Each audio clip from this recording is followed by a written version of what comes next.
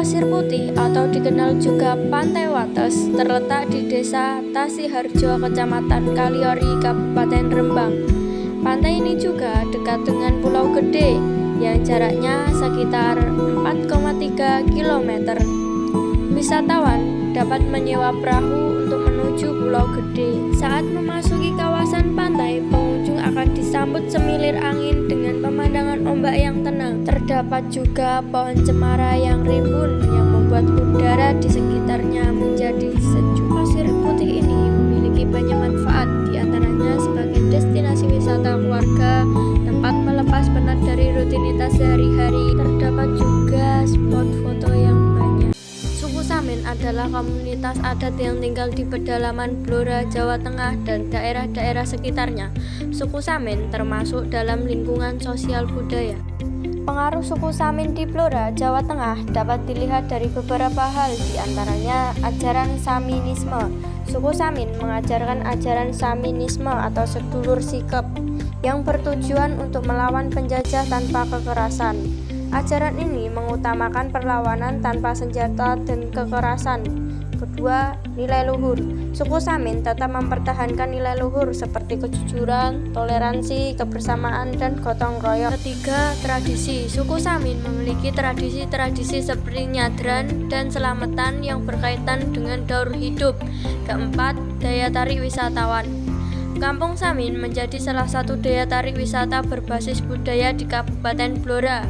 Kelima, terbuka terhadap modernisasi. Suku Samin terbuka terhadap modernisasi seperti penggunaan teknologi untuk pembangunan pertanian dan program pembangunan lainnya. Selanjutnya, keluguan dan kejujuran. Suku Samin dikenal dengan keluguan, kejujuran, dan sikap apa adanya. Bendungan Randu Gunting adalah sebuah bendungan yang dibangun di Blora, Jawa Tengah, tepatnya di Desa Kalinanas, Kecamatan Japah. Bendungan Randu Gunting ini termasuk ke dalam buatan. Bendungan ini memiliki beberapa manfaat, yaitu mengendalikan banjir. Bendungan ini dapat mengendalikan banjir dengan kapasitas tampungan 14,42 juta meter kubik. Bendungan ini juga dapat mengurangi luas area terdampak banjir dari 4.604 hektar menjadi 2.285 hektar. Kedua, meningkatkan irigasi. Bendungan ini dapat meningkatkan irigasi untuk mengairi pertanian di Kabupaten Blora dan Rembang. 3. Pembangkit listrik tenaga surya. Bendungan ini memiliki potensi untuk menjadi sumber pembangkit listrik tenaga surya dengan sistem solar panel. Selanjutnya, sebagai destinasi pariwisata, Bendungan Randu Gunting memiliki potensi untuk menjadi destinasi pariwisata. Kandang ayam petelur di Desa Bedingin, Todanan, Kabupaten Blora termasuk ke dalam biotik. Ayam memiliki beberapa manfaat. Yang pertama, sumber pangan.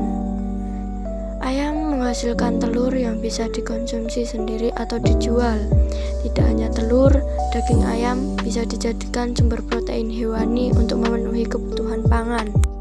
Yang kedua, sebagai sumber pendapatan.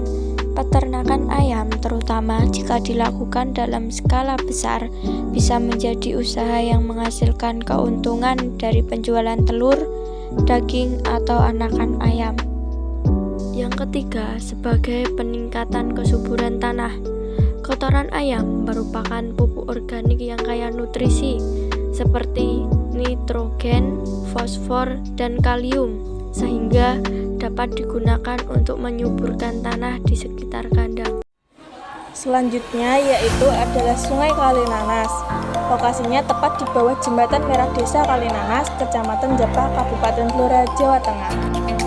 Adapun manfaat dari Sungai Kalinanas yaitu yang pertama adalah sumber air. Contohnya adalah air minum. Sungai menyediakan air untuk kebutuhan rumah tangga dan konsumsi setelah melalui proses pengolahan. Lalu yang kedua ada irigasi pertanian.